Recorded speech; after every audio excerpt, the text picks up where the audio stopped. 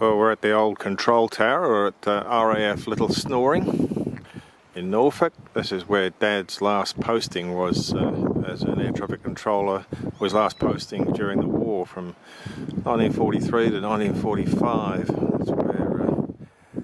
That's where he used to work, obviously disused now. I don't know whether I should go in there or not. It might be a bit, I might just go in, probably no great dramas.